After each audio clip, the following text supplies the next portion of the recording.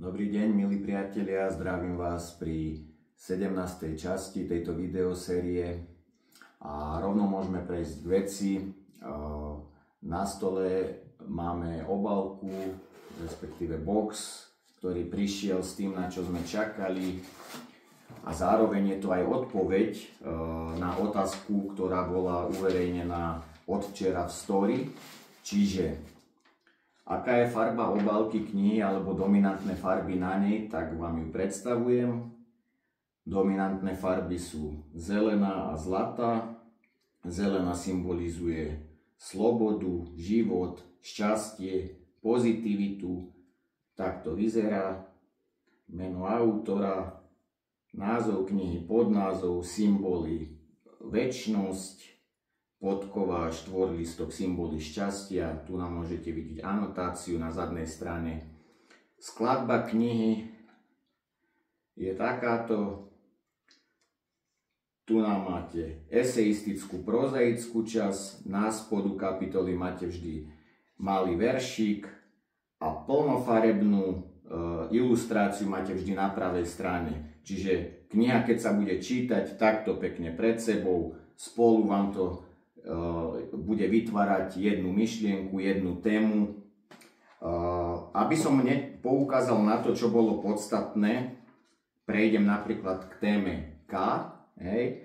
Tu nám mám obrázok Eiffelovky, ktorý mám naživo, ako som ho kreslil takto. Každý jeden obrázok sa kreslil na štvorku a v závere bol premietnutý takto na 5. Vznikal z tohoto, z čistého bieleho papiera, vznikla takáto ilustrácia a takto bola v závere umiestnená do knihy. Použil som iba tieto nástroje, ceruska, pastelky a toto je finálny výsledok. Čiže od A po Z bude takto celá kniha. Musel som si ju celú prejsť, skontrolovať, či sú tam nie sú tam nejaké gramatické chyby, alebo pri ilustráciách, či okraje pekne sedia, všetko bolo správne, tým pádom som to mohol odklepnúť a potvrdiť aj pre tlačiareň, že s takouto verziou knihy súhlasím a je to produkt, ktorý sa už dostane aj zároveň k vám.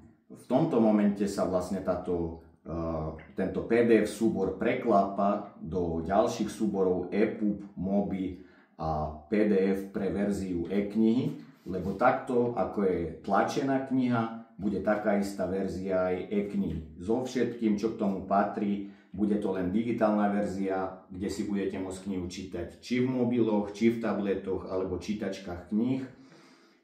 Tak to by bolo všetko k tomuto. Kniha už je bez nejakých úprav, toto je finálna verzia. A ďalej ešte by som chcel spomenúť akciu, ktorá sa chystá. Bude to v Jazz Penzióne 11.10. Bude živý podcast, krst knihy a ďalšie veci, ktoré ešte prídu k tomu, lebo nie je to uzavreté, čo všetko tam bude. Vás budem informovať cez moje sociálne siete, či už je to Facebook, či už je to Instagram alebo Storyčka, tam budete mať všetko, postupne sa to bude pridávať a hovorím, je to unikátna akcia, ktorá minimálne v regióne nemá obdobu. Majte sa na čo tešiť, pekný deň prajem.